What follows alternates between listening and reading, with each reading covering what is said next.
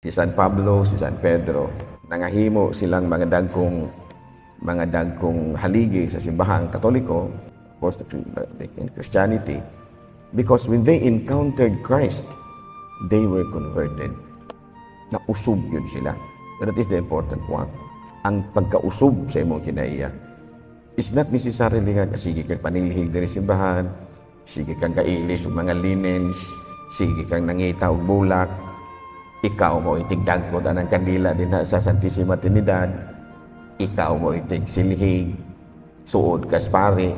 That's not, dili na sa mga pinang-importante. The most important thing is, are you converted? Nabag-o ka ba sa imuhang kinabuhi? Ang Ginoo maanaa kaninyo ang santos nga ebanghelyo sumala ni San Mateo. Si Jesus miadto sa yuta duol sa Cesarea Filipo ug didto nangutana siya sa iyang mga tinud-an. Sumala sa mga tao, kinsa man ako? Sumala sa mga tao, kinsa man ang anak sa tao? Mitubag sila. May nag-ingon nga siya mao si Juan nga magbubunyag. Ang uban nag-ingon nga siya mao si Elias. Samtang ang uban nag-ingon nga siya mao si Jeremias o laing propeta. Si Jesus nangutana kanila, kamo, sa may inyong ikasulti, kinsa man ako? O mitubag si Simon Pedro, ikaw mao ang Mesiyas, ang anak sa Diyos nga buhi. Giingnan siya ni Jesus. Simon, anak ni Judas, bulahan kagayod kay kining maong kamatuoran. Wala mo abot kanimo gikan sa bisan kinsang tao. Dili gihatag kanimo sa akong amahan nga atuwa sa langit. Usa sultihan ko ikaw si Pedro, ug ibabaw ni ining bato, tukuron ko ang akong simbahan. Ug bisan gani ang kamatayon dili gayud makabuntog ni ini. Ihatag ko kanimo ang mga yawi sa iyang harian sa langit. Ang imong idili dinhi sa yuta, idili usab dito sa langit. Ug ang imong itugot dinhi sa yuta, itugot usab dito sa langit.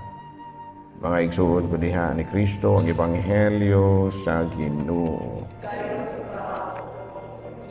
So today we'll be reflecting on important points related from the gospel. So first is we will reflect on the feast of today. Kung sa may fiesta karong adlaw, ang fiesta ni San Pedro ug ni San Pablo. No, kini sila mga dagkong haligi sa atong pagtuo, no, particularly the Catholic Church, because first of their confessions, no, sa diha nga nailahang nasugatan si Kristo, they were able to encounter Christ, and also which led them to this conversion. May profess gid sila. No, all of them profess, no, their faith in Christ. Si San Pablo, iyag yung gipadala, iyag yung gipadayag ang ilahang ni sunod yun sila kang Kristo. When they were recruited, together with his brother, no, Andrew, no, recruit sila ni Kristo. Sa dihang giingnan sila nga sunod kamo kanako, tuluan ko kamo pagpanagat og mga tao, ilang yung gipadayag ang ilang pagtuo. Sa diha nga misunod sila kang Kristo. Si Saint Paul mao gihapon, when he encountered Christ, no, mao gihapon nakapabag-o sa iyang pagkatao. He was converted. Naayo nakuan siya gikan sa pagka-persecutor, no, nahimo siyang evangelizer si Saint Paul. So muna nga kini si Saint Peter giila siya nga the prince of the apostles. Noon niya kini si Saint Paul giila siya nga gitawag nato og apostle for the Gentiles. Siya mao'y magsasangyaw alang sa mga katawhan, mga dili Hudiyo. So kini mao'y atoa nga tanawon sa atong kinabuhi, sa atong kanunay pagsimba. No? When we encountered Christ every day in our lives, doon na ba'y conversion on our part? Doon na ba'y, medyo po ba masubo po lamang taga ng mga uingon nga, mga bayhana ba, balong sigig simba, pati rin pong ilarag batasan, ingon ni Ana ba, murag ingon ni Ana ba nga mga pamulungon. So, dili jud unta na mao'y mahitabo. Just like Saints Peter and Paul, when they encountered Christ, they were converted. Nausog yun ang ilahang kinabuhi. Doon na yun kausaban. Doon ayaw himuwa nga mura ba o daily routine ra gyud ang ato ang pagsimba, daily routine ra gyud ang atong pagampo, ang atong pagnovena. Kung dili himuo nato kini nga usa sa mga hinungdan, no, kini ato ang kanunay pagpangalawat, kini ato ang kanunay pagrosaryo, kini atong kanunay pagnovena, mamahimo kining hinungdan nga na converted ang atong mga kinaiya. Idaghan ba kayong murag maingon-ingon ni Ana, no, nga nagserbisyo og simbahan, nag-alagad og simbahan, no, kanunay nagsulti og Ginoo, pero ang mga kinaiya wala mga uso. Oh, I'm not saying this diha lang ninyo. I-appeal po nako because every day we should try to convert ourselves. May giingon ni Kristo nga tao wala kay mahimo kun dili tikaw tabangan. Sumunda nga, I'm not saying di ko maingon nga kamura. Apil po ko nga maning kamot gyud ta nga kining atong kanunay pagsimba, no, kanang mga naa sa Facebook karon nga nagtanaw kining kanunay ninyong pagsunod sa ato nga Facebook page, no, nga naa naminaw mo din ha, na ay mga ni-like, mga unsa pa na din na ni-follow.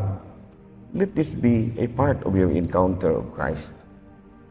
Mga media platforms na mapunta sa YouTube, napunta sa radyo, napunta sa mga kining uban pa na nga mga media platforms. Ayaw nag-ingon nga ganahan kay kus mga wali ni Padre, ganahan kay kong musimba. It's only the encounter. Ang encounter pa lang na. Pero atong kuhaag base si Saint Paul o si Saint Peter, no, nga human nga ilang na-encounter si Christ, nausog yun sila. They were converted. Doon na yun kabag-uhan sa ilahang kinabuhi. Kaya mauman ka na pinaka-importante. Nang maingon si Kristo katong usasayahang mga gingon nga, doon na may niingon na impyerno ba? Doon na impyerno, niingon nga. Dito magani kating kaunan sa balay. Nangaon magani tauban dito sa among balay. No, giingnan siya nga. Kung sa tutubag ni Kristo, pahawa sa tanas. Giingnan siya sa tanas. Ayun naman, wala man siya ma-converted. Just like, you know what, si Saint Peter, dunay panahon nga, gidayeg siya ni Kristo. May man iyang mga tubag when he encountered plus mayo. But there were also times nga, iingon si Kristo nga, get behind me, Satan. Igna niya si San Pedro nga kanang sa atong pinulo nga dili man tingon palayo, no, sa translation sa Binisaya, palayo kanako sa tanas dili. The original text the English translation of that is get behind me. Sa ato pa paluyo kana get behind me, paluyo ra ba? Paluyo kanako. Puti pasabot ni Kristo nga sunda ko. Follow me.